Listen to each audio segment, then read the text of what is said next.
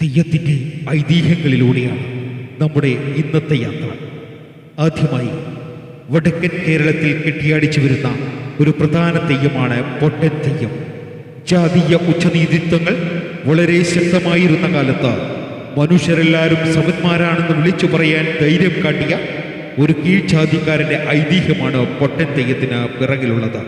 പൊട്ടൻ തെയ്യം മലയൻ, പുലയൻ, ചിറവൻ, പാണൻ തുടങ്ങിയ പല സമുദായക്കാരും കെട്ടാറുണ്ട്.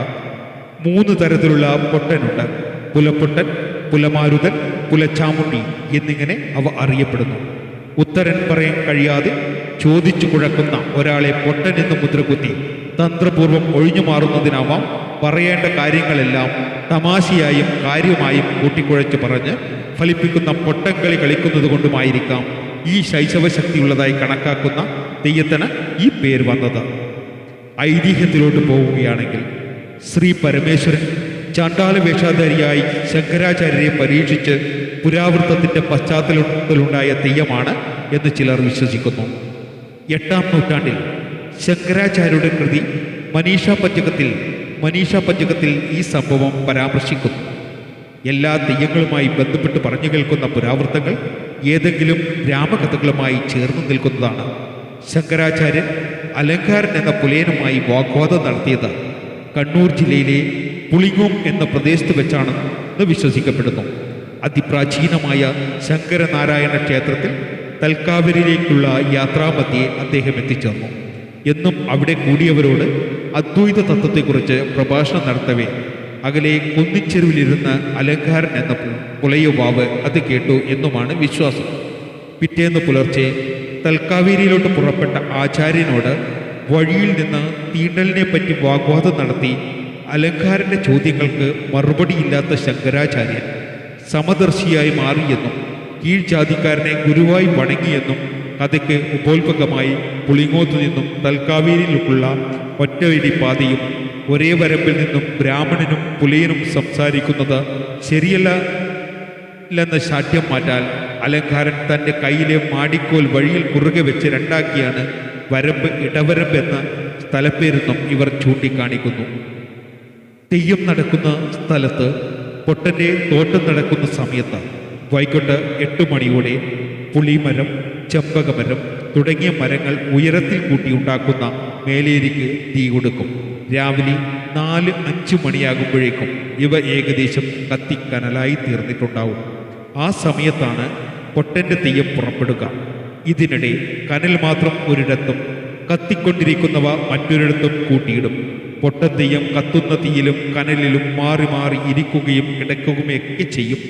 തീയെ പ്രതിരോധിക്കുവാൻ കരുത്തോല് കൊണ്ട് ഉണ്ടെങ്കിലും വളരെയധികം ശ്രദ്ധയോടെ ചെയ്തില്ലെങ്കിൽ പൊള്ളലേൽക്കുവാൻ സാധ്യതയുള്ള ഒരനുഷ്ഠാനമാണിത്.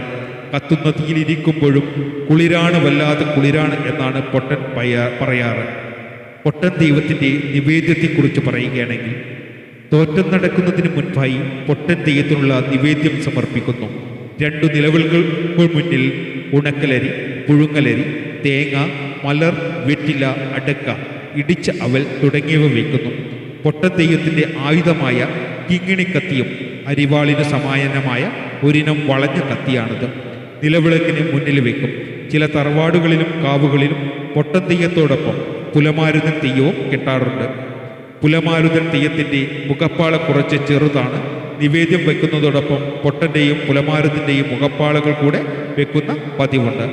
തെയ്യത്തിൻ്റെ പ്രത്യേകതയിലോട്ട് പോകുമ്പോൾ സാധാരണ തെയ്യങ്ങൾ കണ്ടുവരാറുള്ളതും മുഖത്തെഴുത്ത് ഈ തെയ്യത്തിനില്ല.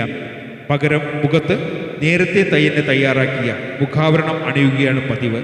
വയറിലും മാറിലും അരച്ചു തേക്കുന്നതും പതിവാണ്. ഉടലിൽ നിന്ന് 3 കറുത്ത വരകളും ഉണ്ടാകും. തലയിൽ കുരുത്തോല കൊണ്ടുള്ള മുടിയും അരയിൽ ധരിക്കുന്ന കുരുത്തോലകളും പൊട്ടൻ തെയ്യത്തിൻ്റെ പ്രത്യേകതയാണ്. കാഞ്ഞങ്ങാടിനടുത്തുള്ള അതിഞ്ഞാലിലെ കൂർമ്മൻ എഴുത്തച്ഛൻ എന്ന നാട്ടുകവിയാണ് പൊട്ടൻ തെയ്യത്തിൻ്റെ തോറ്റത്തിലെ അർത്ഥഭംഗിയുള്ള വരികൾ പലതും കൂട്ടിച്ചേർത്തത് എന്നും വിശ്വസിക്കപ്പെടുന്നു. നിങ്ങളെ കൊത്തിയാലും ചോരയിലെ ചൊവ്വറി, തങ്ങളെ കൊത്തിയാലും ചോരയിലെ ചൊവ്വറി, പിന്നെന്ത് ചൊവ്വറ് കുലംപിശക്കൺ, തീണ്ടിക്കൊണ്ടല്ലേ കുലംപിശക്കൺ എന്ന തോറ്റം വരികൾ വളരെ പ്രശസ്തമാണ്. വേഷം മാർച്ചമയം അരിച്ചാന്ത്, മുഖത്തെഴുത്ത് മുഖപ്പാള, തിരുമുടി കൈതോല, ഉപദേവതകളായി അടി കെട്ടിയാടുന്നത്. പൊട്ടന്തെയ്യത്തിൻ്റെ കൂടെ കെട്ടിയാടുള്ള ഒരു ഉപദേവതയാണ് പുലമാരൻ പുലമരുതൻ തെയ്യം. പുലമരൻ തെയ്യത്തിൻ്റെ മുഖപ്പാള താരതമ്യേന ചെറുതാണ്. ഒരു ചുവന്ന നാട മുഖത്തിനു തൊട്ടു താഴെ കെട്ടിയിരിക്കും. പുലമാരനും മേലേരിയും ഇരിക്കാറുണ്ട്. കൂടാതെ ചില തറവാടുകളിൽ പൊട്ടന്തെയ്യത്തിൻ്റെ കൂടെ ഉണ്ടായിരുന്ന പുലിയ സ്ത്രീവേഷം ധരിച്ച പാർവതീ സങ്കല്പത്തിലുള്ള പുലച്ചാമുണ്ടി തെയ്യവും കെട്ടിയാടാറുണ്ട്. ഇതാണ് പൊട്ടന്തെയ്യത്തിൻ്റെ ഐതിഹ്യത്തെക്കുറിച്ചുള്ള ചെറു വിവരണം. നിങ്ങൾ ഇഷ്ടപ്പെടുകയാണെങ്കിൽ ലൈക്ക് ആൻഡ് ഷെയർ ചെയ്യുക.